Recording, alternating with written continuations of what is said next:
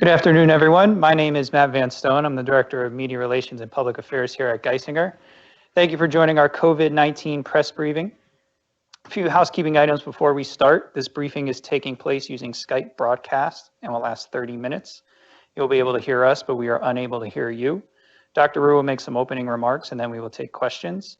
Thank you to those of you who submitted questions in advance. We'll get to some of those following Dr. Ryu's remarks. You can also submit questions anytime during the event using the Q&A panel and Skype broadcast. Please share your name and outlet when submitting a question. As time allows, we'll take some of those live questions submitted via the Q&A. Our media relations team will respond to any questions we can't answer today by the end of day. And following this briefing, a video recording will be available in the Media Resources Center we've established for journalists. That link will be provided to you before close of business today. With that, I'm happy to introduce Geisinger's President and CEO, Dr. Jaewon Ryu. Thank you, Matt, and thank you to everybody joining us together again today. It's good to see you all. Obviously, wish it were under different circumstances. As we've done before, want to give you an update of what we're seeing and what are some of the conclusions we're drawing. I think the bottom line here is I think we're entering a really critical juncture of this pandemic. We are seeing all of the leading indicators that we track continue to climb. They're on a rate of growth that frankly is very concerning. The numbers have been worse since the last time we've had this press briefing with you all a couple weeks ago. And believe it or not, since we started with this pandemic back in March, a quarter of all of our COVID deaths have occurred in the month of November. That just gives you a sense of how quickly this thing has been accelerating. And our leading indicators are indeed at a significant point of rising over the last couple days, and in recent days, I should say, and the challenges do continue to mount. The good news, though, if there's a silver lining, it's not too late. We could actually stem this tide. But it's going to require all of us doing this together out in the communities, focusing on the same precautionary measures that we've talked about many times before. The two big ones being we have to remember to mask and we have to avoid gatherings. Anybody outside of the household with folks that you're used to living with, we should not be gathering in indoor environments where you can't be masked with those folks. Those are just not smart things, and we know that those contribute to spread. Despite all of this, we have a great team. I can't be prouder of the teams working at Geisinger. You know, big shout out and thanks to those folks because they are working hard. And I know that everybody's tired with this, both within Geisinger and out in the communities, but our workforce has really risen to the occasion, as I've said many times before, so that we can continue to manage and stay prepared despite these challenges. So as I've done with you all before in these settings, I do want to get to some data. I think that's always helpful. You're seeing some graphs on the screen here. But I think what we're seeing here are early signs of what we feared in the post-Thanksgiving period. And so we wanted to take this opportunity to really plead with our communities, plead with you all to take those precautionary upstream measures seriously, because that's really the only thing that's going to dampen these trends. And we do still have time to turn these things around. Doing that, we could literally save hundreds of lives. And so I think there's a really good, strong case to be made to have a sense of urgency on this. Because we are seeing full-blown community spread at this point. Some of the numbers. So if you go back to the last half of the month of November, so maybe around the time that we talked to you last, we were averaging about 240, 250 new positive tests per day. We are now averaging, since December 1st, up over 540 new positive COVID tests per day. I believe yesterday we were up over 700. Today we're a little bit on the other side of the average. I think 450 or something like that is the number that I saw. But those are concerning trends. You'll remember we've said this before.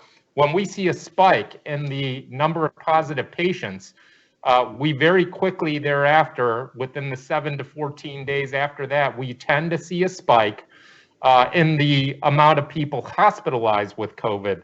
And so that doesn't bode well for what we expect to see in the coming week or two as far as activity levels in our hospital.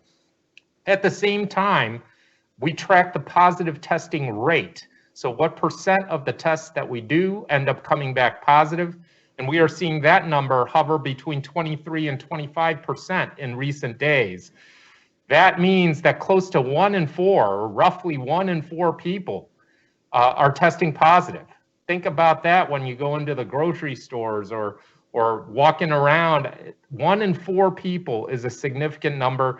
And that, just to put it into context, in the summer months, we were down below 3 or 4% positive testing rate. So that positive testing rate going up is also concerning. It's one of the leading indicators that we track. And that's been another one that doesn't bode well for what's to come here in the coming weeks. I think the impact that this has in the hospital, and you could see the graph that's up right now, you could see that we're up above 2 times the peak that we saw back in the spring. And the other factoid here is that over the last 4 weeks or so, we've tripled the number of patients that are admitted to our hospitals across all of our campuses with COVID. It puts a tremendous strain on the hospital. It doesn't just impact COVID patients, believe it or not. It impacts even the folks coming into the hospital for things other than COVID. And so whether it's a heart attack or a stroke, other healthcare needs, which we're still able to take care of, but that creates extra strain on the system. We have also, over the last 4 weeks or so, dialed back some of the elective non-emergent procedures in order to be fully prepared from a capacity and staffing standpoint for all of the COVID cases. Now, some of these cases that are getting postponed, there is urgency, and clearly there's a health implication on that as well. Another example of how COVID doesn't just impact it actually impacts all patients. And when it impacts all patients, it impacts all of us as members of the community. Another couple things, I did this the last time, but I think it's always worth debunking some myths. So myth number 1, COVID is just a nursing home patient issue. Well, we know that that's not true.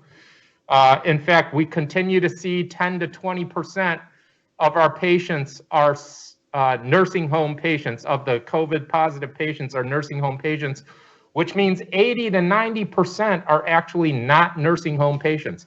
At the same time, we continue to see 35 to 40%, so a little over a third of our patients are younger than the age of 65. So it's not just a disease that's affecting elderly patients. It's affecting young folks. It's affecting some folks who don't have medical conditions. And so I think it's worth just orienting to the facts. And so that's why we share that with you. Now, it is also true that the survival rate is pretty darn high. And so I think one of the great things about the pandemic, and I talked earlier about the teams rising to the occasion, we have learned a lot. We've got more arrows in our quiver. You've heard me say that before, as far as how to treat the virus.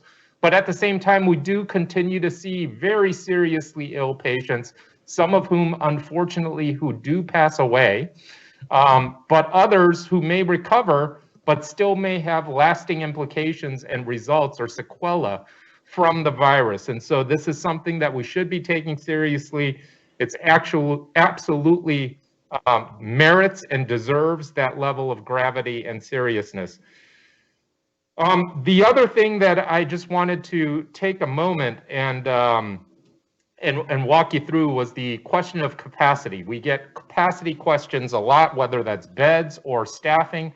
And I mentioned to you before, in the spring when we first had this, we sort of did the light switch where we had to shut down a lot of our services.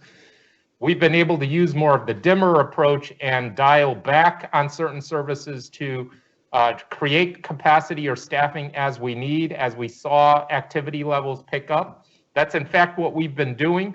But at the same time, despite that, on many of our campuses, we are running very close to capacity levels and we're running pretty full. And when we're running pretty full, as I alluded to earlier, what that means is whether you're a COVID patient or even a non-COVID patient, that impacts the care that we're able to deliver. And so that's why it becomes so important, but also at the same time, it explains why we reinstituted our visitation limitations, why we continue to mandate and have screening for anybody coming into any of our facilities. We also require masking at all of our sites.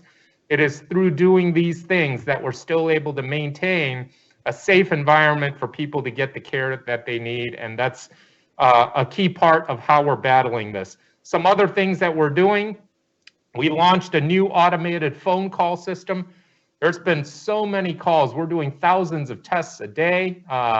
And so you can imagine returning all of those results and having the phone calls that come as far as what they should be looking for, what do you need to look out for, what was the test result.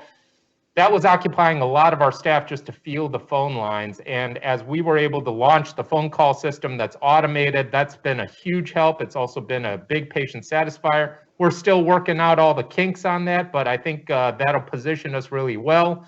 And we're super excited for what that's been able to bring.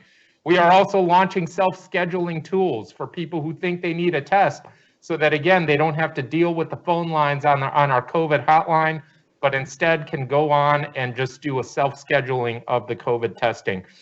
As I mentioned earlier, we're doing the modulating through a dimmer kind of approach as opposed to a light switch so that we can continue to deliver the kinds of procedures and services that we know are clinically urgent and of a priority that it does need to happen.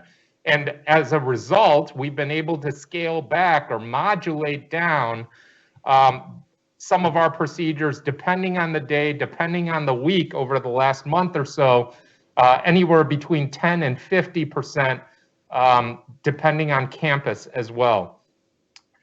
But all of these things that I'm describing are downstream activities. We need to get upstream, as you've heard us talk with you about in many prior sessions. And so the root cause of the virus's spread is in fact what we do in the communities, all of us, me, you, anybody else out there in the communities that we serve. We play a huge role. We are the drivers of what causes the spread and what can also stop the spread. And so that's why we keep reinforcing and reminding folks of the importance of masking, distancing, all of those things, and please, please avoid congregating with folks that you don't live with. We thought it's important that you all get a picture of the facts and of what we're facing. And I want to take a moment again to reiterate there's time to stop this acceleration and bend this trend. We have a lot of great people, 25,000 strong across our organization that's waging the battle, but they're tired. You know, our nurses, physicians, environmental staff, respiratory therapists, you name it. It's been a long battle. We're going to keep fighting it. I think we're doing a really good job, and my hat's off to them.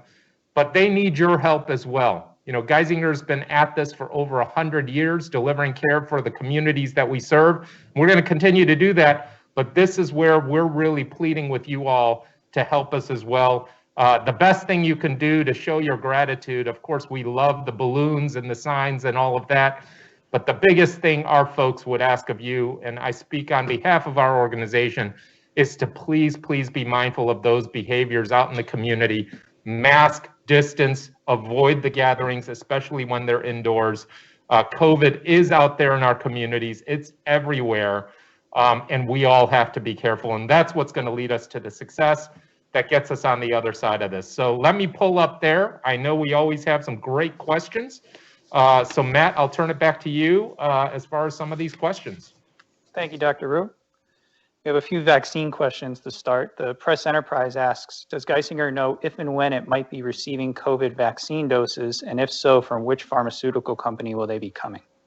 Yeah, so as you all probably are aware, the vaccines, this is a piece of really good news.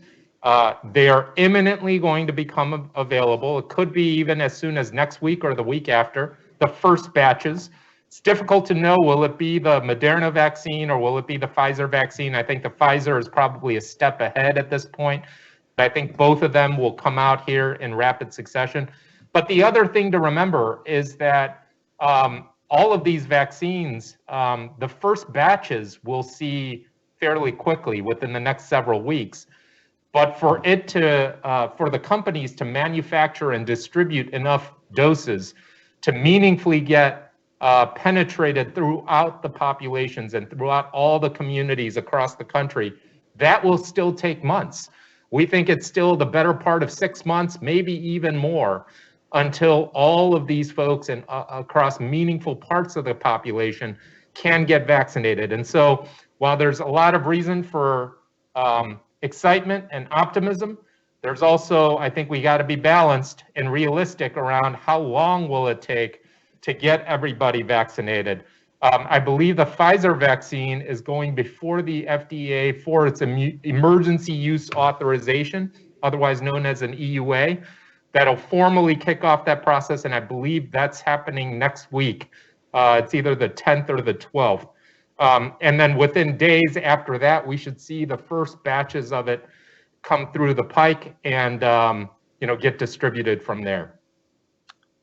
Next question is from northcentralpa.com about that Pfizer vaccine, which is nearing approval. It needs to be stored at very cold temperatures, -70°C. Does Geisinger plan to get any of this vaccine? And if so, do you have accommodations to store it or a plan for distribution? Yeah, so the answer is yes to all of the above. We've been, when I mentioned we have a lot of good people doing great work across the organization, we've had a team focused on the distribution, dissemination, and administration of the vaccine for probably several months now.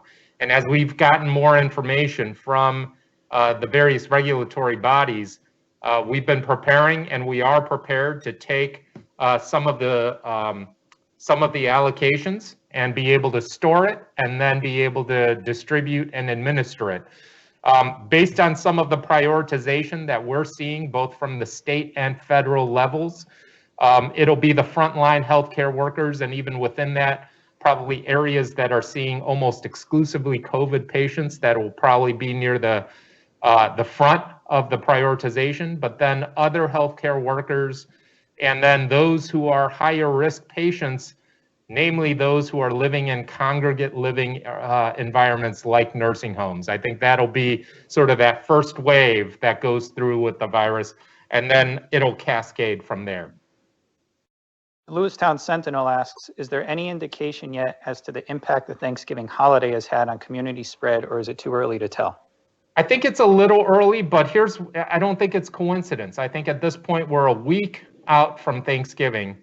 And as I mentioned earlier, all of our leading indicators have just done a hockey stick straight up. So that would suggest that something caused that spike and a resurgence in activity around the communities. And so I do believe that Thanksgiving probably contributed to some of that. And it just harkens back to my comments earlier. We all play a role in how quickly this spreads, or hopefully not quickly it spreads, based on our behaviors. And if we're congregating without masks in an indoor environment, that's a setup to have this spread. And I don't think it's a coincidence that we're starting to see the positive testing rate, the number of positive cases, and also the hospitalization numbers spike in recent days. So that's it's concerning. Like I said, it's concerning for what that holds in store for the coming weeks. But that's exactly why we've got to keep reinforcing throughout all our communities the importance of these precautionary measures upstream so that we don't have to deal with the effects downstream. The Daily Item asks, does Geisinger have enough medical staff to continue treating patients in this surge? And how might you be dealing with any potential labor shortages?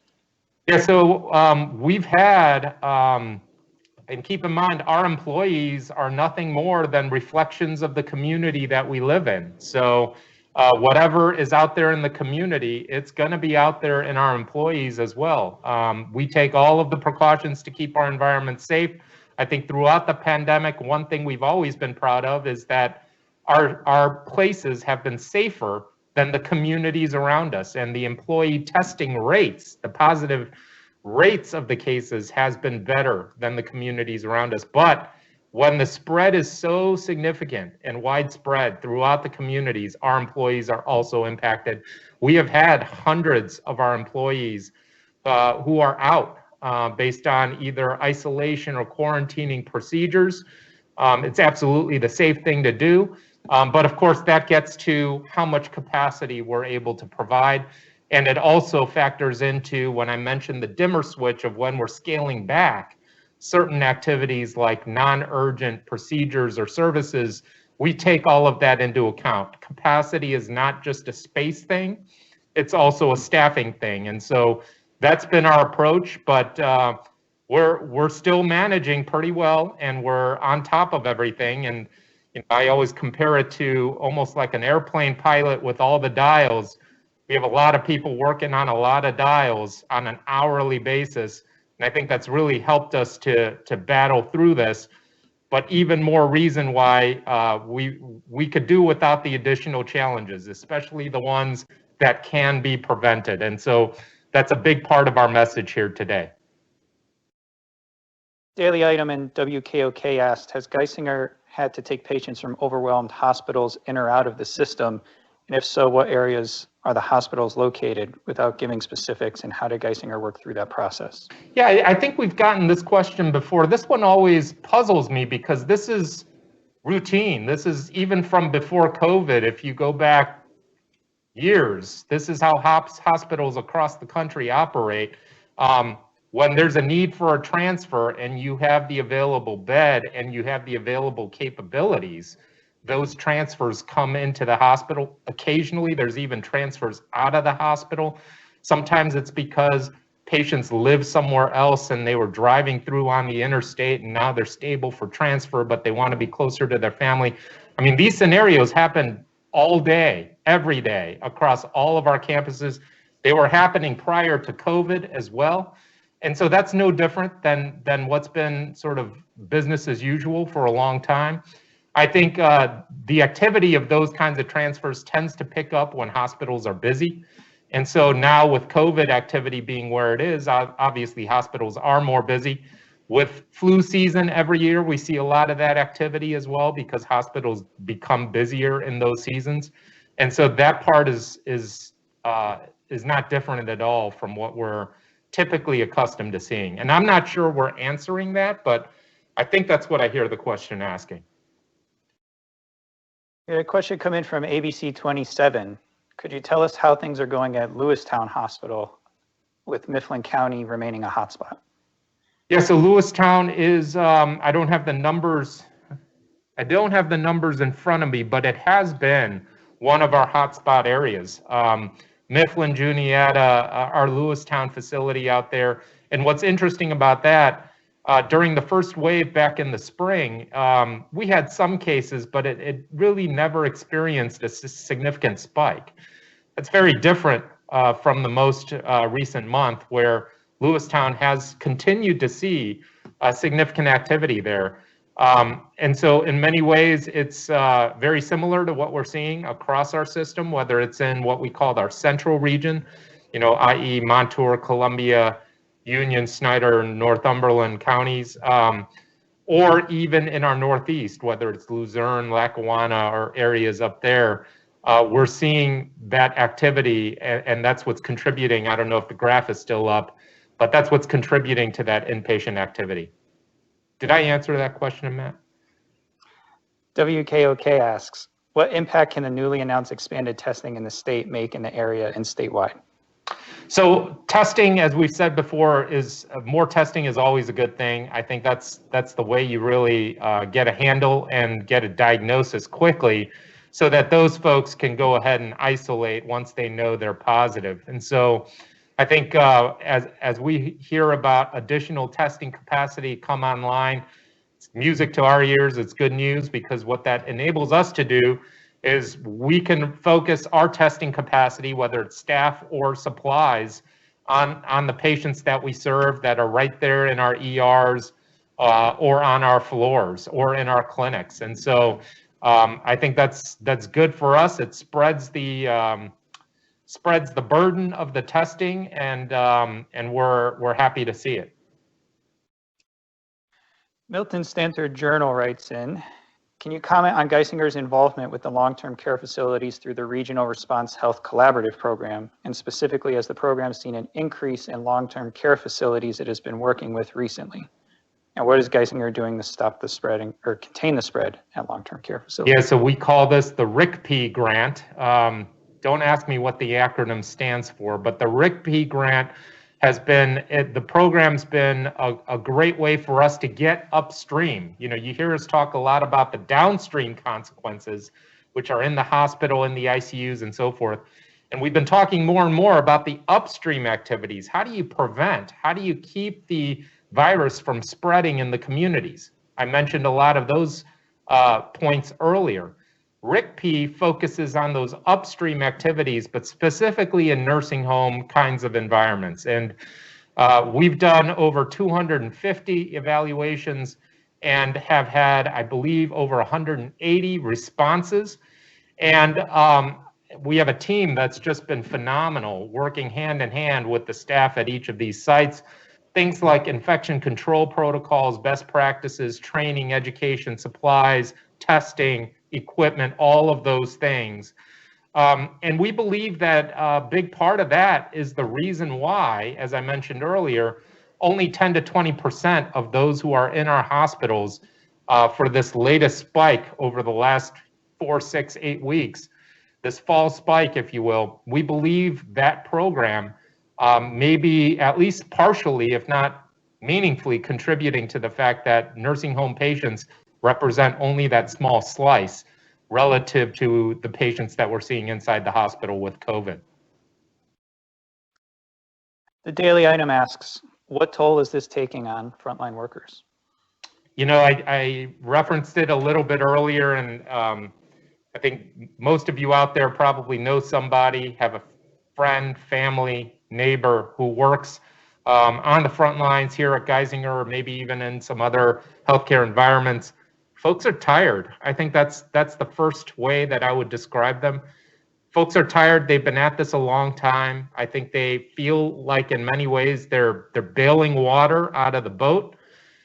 And yet there's a hole in the bottom of the boat, and that's the upstream activities. And so I think we have to focus on plugging the hole at the bottom of the boat, or going upstream and turning down the spigot. We have to focus on prevention.